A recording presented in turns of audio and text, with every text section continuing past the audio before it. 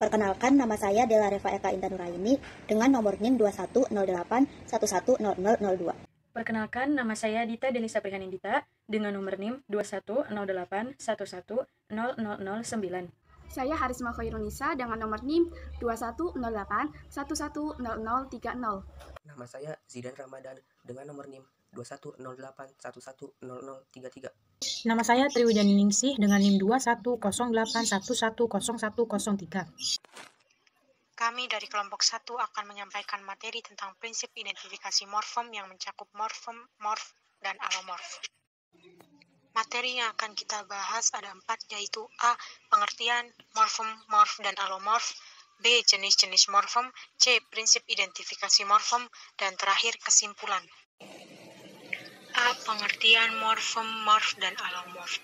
Morfem ialah kesatuan bunyi terkecil yang mengandung arti serta tidak mempunyai bentuk lain sebagai unsur pembentuknya dan tidak dapat dibagi menjadi bagian-bagian yang lebih kecil, serta mempunyai makna gramatikal dan makna leksikal.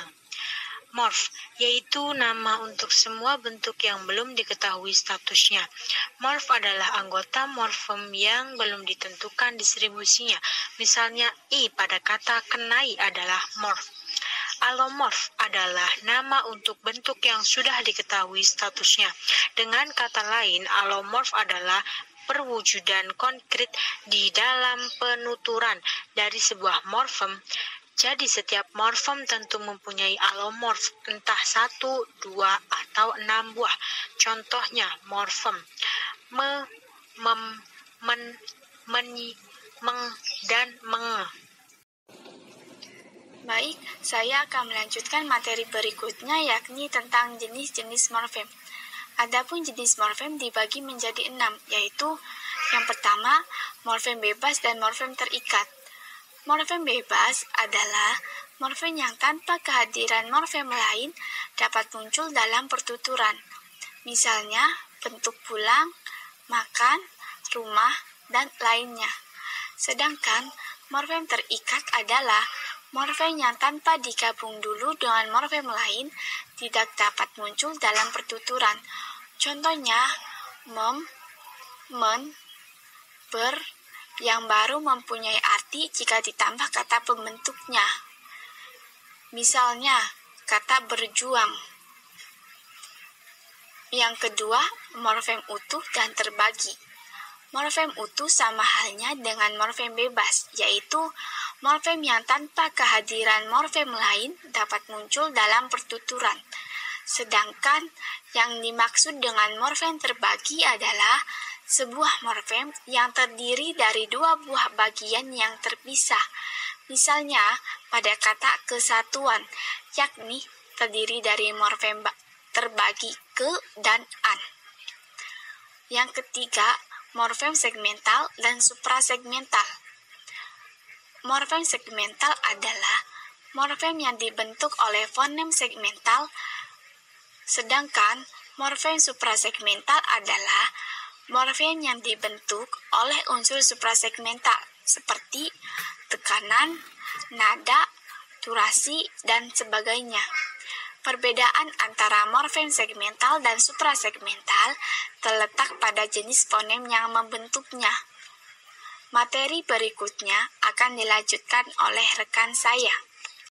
4. Morfem beralomorf 0. Morfem beralomorf 0 adalah morfem yang salah satu alomorfnya tidak berwujud bunyi segmental maupun berupa prosodi melainkan kekosongan. 5. Morfem bermakna leksikal dan morfem tidak bermakna leksikal. Morfem bermakna leksikal adalah morfem yang secara inheren memiliki makna pada dirinya sendiri tanpa perlu berproses dengan morfem lain. Sedangkan morfem yang tidak bermakna leksikal adalah tidak mempunyai makna apa-apa pada dirinya sendiri. 6. Morfem dasar, bentuk dasar, pangkal, stem, dan akar root.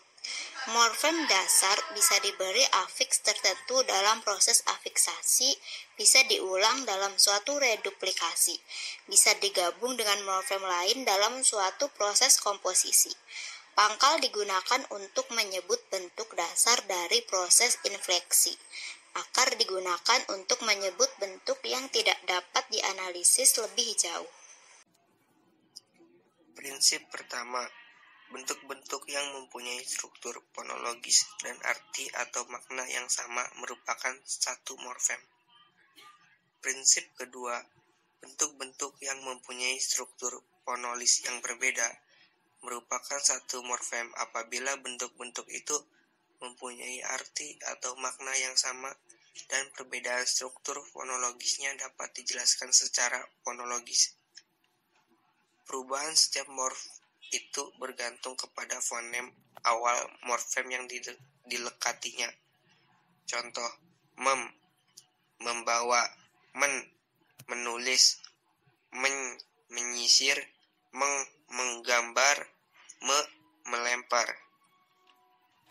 Prinsip ketiga, bentuk-bentuk yang mempunyai struktur ontologis yang berbeda, sekalipun perbedaannya tidak dapat dijelaskan secara fonologis, masih dapat dianggap sebagai satu morfem apabila mempunyai makna yang sama dan mempunyai distribusi yang komplementer. Contohnya, berkarya, bertani, bercabang, belajar, belunjur, bekerja, berteriak, beserta. Kedudukan afiks yang tidak dapat bertukar tempat itulah yang disebut distribusi komplementer. Prinsip keempat, apabila dalam deretan struktur suatu bentuk berparalel dengan suatu kekosongan, maka kekosongan itu merupakan morfem, ialah yang disebut morfem zero. Misalnya, Rina membeli sepatu, Rina menulis surat, Rina membaca novel, Rina menggulai ikan, Rina makan pecal, Rina minum susu. Semua kalimat itu berstruktur SPO. Predikatnya tergolong ke dalam verba aktif transitif. Prinsip kelima, bentuk-bentuk yang mempunyai struktur fonologis yang sama namun berbeda maknanya. Bentuk-bentuk yang mempunyai struktur fonologis yang sama mungkin merupakan suatu morfem, mungkin pula merupakan morfem yang berbeda. Apabila bentuk yang mempunyai struktur fonologis yang sama itu berbeda maknanya, maka tentu saja merupakan fonem yang berbeda. Prinsip keenam, setiap bentuk yang tidak dapat dipisahkan merupakan morfem.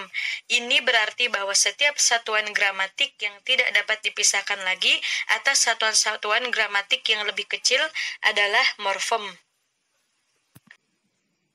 Misalnya, satuan ber dan lari pada berlari, ter dan tinggi pada tertinggi tidak dapat dipisahkan lagi atas satuan-satuan yang lebih kecil. Oleh karena itu, ber, lari, ter, dan tinggi adalah morfem.